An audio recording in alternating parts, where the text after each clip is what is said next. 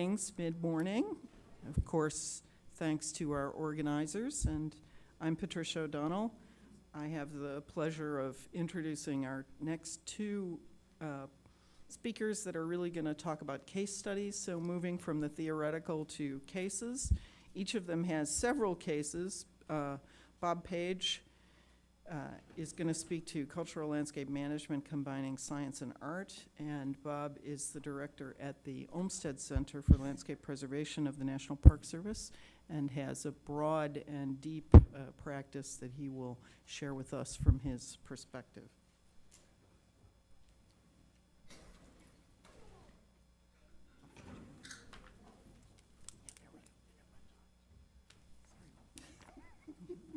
Well, good morning, and it's really a pleasure to be here with all of you to focus on this incredible landmark and this topic. As all of you know, the field of cultural landscape preservation experienced a rapid growth during the last 25 years. In many ways, when I think of it, really that growth represents the culmination of historic preservation activity in the 20th century. Preparing for this conference gave me the opportunity to reflect on how the landscape preservation field has matured based on the ever-growing body of work that we're involved with. Today, I find the process that we engage in is often more complex because we are able to and need to consider a greater number of options and problem-solving solutions to achieve stewardship goals. A few weeks ago, I was in New York City, and I wanted to take some time to start to outline my thoughts for this presentation. It was a beautiful day. I was staying a few blocks from Bryant Park, so I took my laptop and decided to spend the morning thinking about what this conference is all about.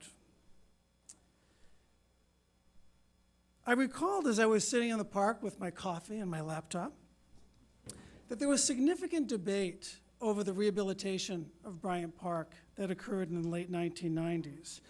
And as I reflected on the theme of this conference and some of the challenges we face, I couldn't help but wonder, would we have the same debate today? Would our perspectives be different based on our experience? I'm not interested in reopening that debate during this session. However, I think the questions provide an appropriate context for the case study that I want to focus on, which is how the science of historic preservation practice is combined with the art of cultural landscape management to achieve long-term, sustainable preservation of our landscape heritage. If we briefly look back at the activity during the past few decades, a great deal of time was spent on defining a philosophical foundation of cultural landscape preservation to guide our professional practice. This included the development of policy, standards, guidelines, definitions, criteria, along with a whole host of inventory research and evaluation methodologies. And today, these shape our approach and decision-making process. To provide some context, here are listed a number of the benchmarks in the development of today's foundation. And of course, we're here today at this conference celebrating the last item on the list, which is the 1992 Declaration on Cultural Landscapes. This and many other technical guidance really serves to me as the foundation of professional practice, and it's what I consider the science of cultural landscape management. Through project work, interpreting and applying this science to various types of landscapes and management situations, we've gained a much greater perspective regarding how to successfully address landscape systems and the dynamic qualities inherent in landscapes within the construct of historic preservation practice. Contrary to our allied disciplines in the preservation field who strive to minimize change to historic fabric, landscape stewardship involves determining how change contributes to or detracts from historic character, whether that landscape is a formal residential garden, a public park, or a property that has values to other cultural groups. Everyone involved in preservation work draws upon a similar body of science, but landscape preservation involves far more interpretation, given the need to intervene in the natural processes to retain or shape landscape character. The process we use for deciding how and when to intervene, to perpetuate and retain historic character, is what I consider the art of cultural landscape management. And the ability to be successful stewards of our cultural landscape heritage requires an understanding of both the science and the art. In applying science and art, we recognize that change is almost always inevitable. However, in comparison to today's practice, I would say our early work in the field was often focused on a more literal interpretation of historic conditions.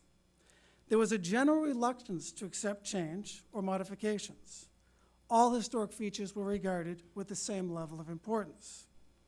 I think this can be attributed to two factors. First, as an emerging field within historic preservation, we were fighting for landscapes to be recognized as heritage resources and to have the same consideration and to be dealt with the same level of professional rigor as our allied professionals. We wanted to be taken seriously. Second, there was little perspective on cultural landscape management. So replacing historic conditions provided the most objective filter, and it minimized change. Today, while we still advocate from the perspective of historic character and a high degree of authenticity, we are also more comfortable considering changes in response to limited resources, environmental conditions, sustainability, and continued use. As I consider how science and art are applied to cultural landscape management today in the national park system, there are a few trends that I thought were worthy of noting as we consider the preservation challenges in the 21st century. One of the most significant trends in our work with national parks is the amount of time we are spending working with park staff to craft a long-term vision for landscape stewardship. There are two key components to this vision. Based on the history, existing conditions, and analysis, we work hard to provide and describe the essential elements that define a landscape's historic character. Elements that if lost, we would lose the integrity of the landscape. The second is a definition of a treatment philosophy, a broad foundation and framework to guide stewardship activities for the long term. Every landscape is different, and the goal of this exercise is to provide park managers with a clear understanding of what provides a landscape with its unique sense of place and history, along with what are the parameters for management to respond to a whole host of contemporary issues. Given limited resources and the multitude of site management goals, this allows for priority setting so that we can make strategic investments. For example, at Hearst Castle, Hearst and Simeon National Historical Monument in California, the treatment philosophy emphasized the importance of perpetuating garden craft and horticultural workmanship.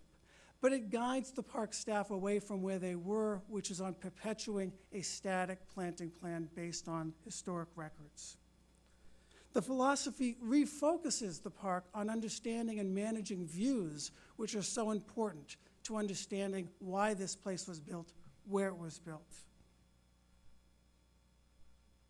If we go across the country to the next coast, to the Atlantic coast, and we find ourselves at Cape Cod, we have a very different type of landscape. The Cape Cod Dune Shacks National Historic District is a 1,500-acre landscape comprised of 19 simple wooden shacks nestled within the dunes of the seashore. The landscape is associated with various prominent artists and writers from the early 19th century. This is a simple vernacular landscape that continues to evolve in response to natural conditions and has continued to be used by artists today. These shacks and their associated outbuildings have been moved, taken down by storms, and rebuilt many times over the past 90 years. Yet the landscape is as powerful as the formal, highly designed Hearst Castle. Based on the character of this landscape, we're approaching long-term preservation on perpetuating vernacular character and the use of the shacks as a remote inspirational retreat. Modern materials will be allowed. Buildings may go up in different locations, and more environmentally efficient utilities will be encouraged, but the overall character parameters have been established. At the feature level, we can look at the management of the orchards at Gettysburg National Military Park in Pennsylvania. The park has a very ambitious landscape rehabilitation plan, which involves reestablishing the historic orchards that were integral to understanding the battle. At the time of the battle, and I apologize for this slide, but you hopefully can see the orchard. This is the peach orchard. Nearly every farm had an orchard. When rehabilitation began, most of the orchards had been lost. Based on the interpretation objectives and the philosophy articulated at the park level, the orchards will be managed to achieve their historic spatial appearance rather than for fruit production. As such, semi-dwarf, disease-resistant varieties are being planted, and pruning, the application of pesticides, and other treatments will be minimized. Changes from the historic conditions, but it achieves the goals of understanding the function of the orchard in the landscape. Second trend really relates to how national park landscapes are exploring a variety of management practices that balance preserving historic character with sound environmental principles. A number of good examples can be seen at Golden Gate National Recreation Area in California, and I will highlight two. This is historic Fort Baker. Several years ago, a multi-million-dollar project was underway and is now home to the Cavallo Point Lodge and the Institute at Golden Gate, a new environmental institute. In the rehabilitation of the parade ground, the lodge operator and the park wanted to create a landscape that was a model of sustainability. In particular, the goals were to increase the use of native grasses, reduce water usage, and limit the need for mowing. Based on a number of test plots to look at cover, growth, and color, color was important. We wanted the ground to turn golden, not brown. We selected the best seed mix, which was a mix of native and non-native, for the parade ground. The end result, shown here, is how the parade ground looks in the winter months. Grass will be allowed to golden during the summer months, and mowing is only necessary a few times a year. So a change in historic character, but balancing and still achieving the overall feel of the place during its historic time. Across the bay at Fort Mason, we were challenged by managers to look at the reduction of water use. While we promoted, through the historic district, retaining the historic character that existed during the US military occupation, we focused on a non-historic area of the park that had intensive water use and irrigation, outlined in red, which is the Great Meadow, a contemporary area within the park. By going through some schematic designs and working with facilities, we were able to reduce the water usage in the Great Meadow and the irrigated areas by 32%, which gave us a wonderful bargaining chip to retain irrigation in the areas that we felt needed horticultural management.